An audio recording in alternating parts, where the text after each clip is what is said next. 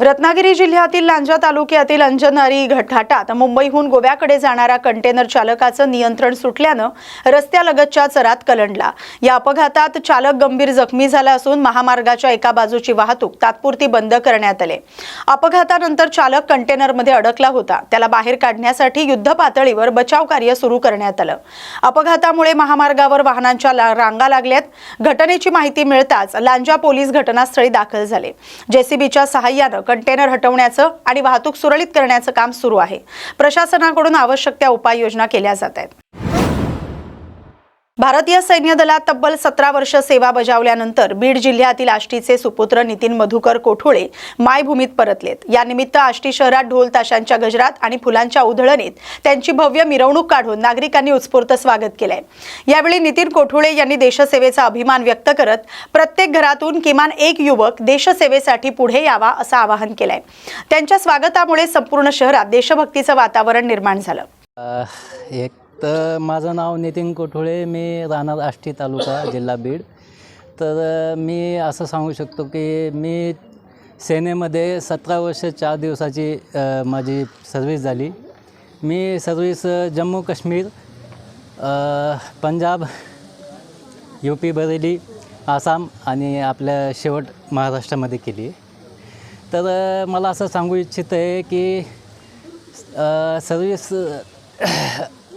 Army सर्व्हिसमध्ये घरापासून दूर राहावं लागतं आणि देशसेवेसाठी सर्व काही समर्पित करावं लागतं।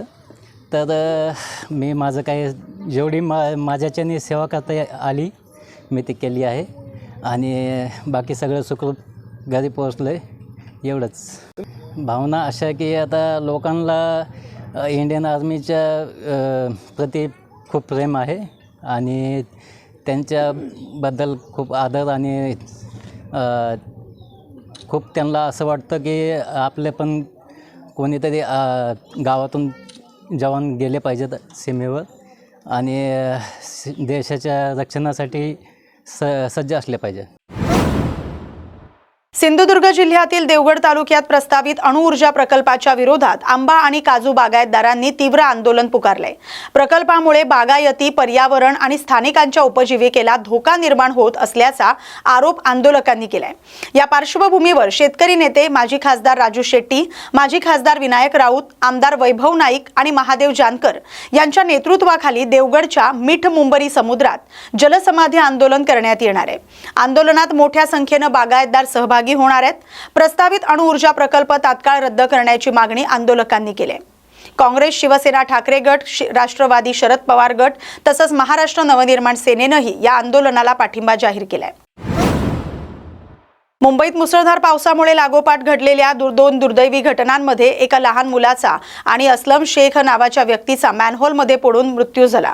या घटनांवर चर्चा सुरू असताना अमित साटम यांनी काल झाडावर होतं, आज मॅनहोलवर आलंय असं म्हणत ते हसले। त्यानंतर राजकीय वर्तुळातून प्रतिक्रिया उमटतायत। जालना जिल्ह्यातील परतूर तहसील कार्यालयासमोर एका शेतकऱ्यानं सहकुटुंब बैलजोडीसह आमरण उपोषण सुरू केले। परतूर तालुक्यातील कोरोगाव येथील नितीन शिंदे असं या शेतकऱ्याचं नाव आहे।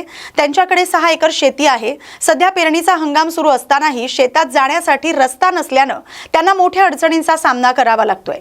शेतात जाण्यासाठीचा रस्ता खुला करून द्यावा असा आदेश तहसीलदारांनी 2 महिन्यांपूर्वीच दिला होता। मात्र मंडळ अधिकारी आणि तलाठी यांच्याकडून अद्यापही टाळाटाळ होत असल्याचा आरोप नितीन शिंदे यांनी केलाय। त्यामुळे पेरणीचे दिवस निघून जात असल्यानं वैतागलेल्या शेतकऱ्यांना सहकुटुंब बैलजोडीसह तहसील कार्यालयासमोर आमरण उपोषण सुरू केलंय।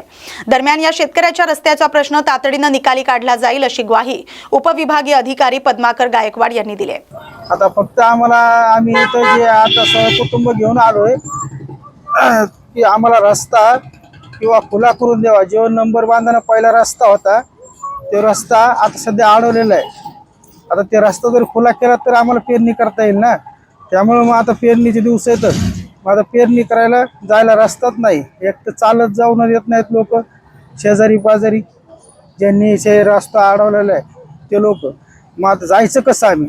मग आता हे 2 महिन्यापासून समजा सांगितलंय आम्हाला, हे तहसीलदार, हे तलाठी वगैरे त्यांना आम्ही सांगून की माझा भाऊ पूर्ण त्यांच्याकडं 2-4 वेळेस गेलाय, पण त्यांनी काय अजून आम्हाला तारखेला दिसते, ह्या तारखेला या, त्या तारखेला येऊ, पण अजून काही आले नाहीत. त्यामुळं आज आम्ही इथं आलो किंवा सगळं घरदार गाडी बैल हे सगळं घेऊन इथं आलो.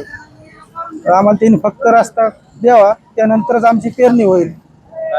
माझं नाव अशोक मारुतराव शिंदे. ह्या प्रकरणामध्ये हा जो शेतकरी आहेत, या शेतकऱ्यांना तहसीलदारांनी रस्ता तयार करून दिला होता, मात्र त्याचं अद्याप एक्झिक्युशन झालेलं नाही आहे आणि सदर निकालाविरुद्ध माझ्याकडे अपील देखील दाखल केलेलं आहे समोरच्या शेतकऱ्यांनी. तर लवकरच आम्ही तर रस्त्याचं एक्झिक्युशन करणार आहोत. दोन्ही शेतकऱ्यांशी आम्ही बोललो आहोत आणि जोपर्यंत आमच्याकडे मॅटर डिसाईड होईल तोपर्यंत ॲटलिस्ट सामंजस्याने रस्ता आपण चालू ठेवावा. पुढे केसचं होईल ते आपण बघूयात, पण मात्र आज रोजी रस्ता खुला करून द्यावं असं आवाहन मी समोरच्या शेतकऱ्यालाही केलेलं आहे. आणि जर आव्हानास त्यांनी प्रतिसाद दिला नाही तर आम्ही आमची यंत्रणा पाठवून रस्ता खुला करून देऊ. आणि जे शेतकरी समोर बसलेले आहेत त्यांचं उपोषण आज आम्ही उठवण्याचा प्रयत्न करत आहोत आणि त्यांना रस्ताही आम्ही खुला करून देण्याचा आज काहीतरी डिसिजन त्यामध्ये घेऊयात. सर, पेरणीचा दिवस आहे, सगळीकडे पेरण्या झाल्या, त्यांच्या पेरण्या बाकी आहेत, महत्वाचा विषय आहे, परंतु 2 महिन्यापासून प्रलंबित का होतं? विषय असा आहे की आपल्या सब डिव्हिजनमध्ये जवळपास 300 गावं आहेत आणि असंख्य केसेस इथं सुरू आहेत. तर आम्ही या गेल्या 2 महिन्यांमध्ये जास्तीत जास्त रस्ते खुल्या करून देण्याचे आम्ही प्रयत्न केले, म्हणजे करून देत आहोत.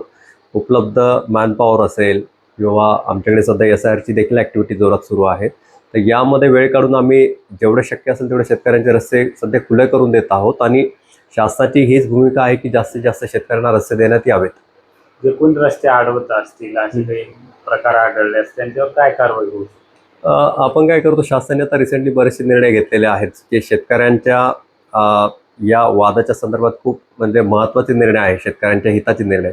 जसं की त्यांचा फार्मर ID ब्लॉक करण्याचे विषय असतील किंवा पोलीस प्रोटेक्शन फीस आता माफ केलेली आहे, मोजणीची फीस माफ केलेली आहे रस्त्यांच्या संदर्भात. त्याचे खूप चांगले निर्णय आहेत आणि आलेल्या निर्णयांचा आम्ही सध्या अंमलबजावणी मोठ्या प्रमाणात करत आहोत आणि याला शेतकरी बांधव देखील खूप चांगल्या पद्धतीने रिस्पॉन्स देत आहेत. आज उपोषण सुटेल?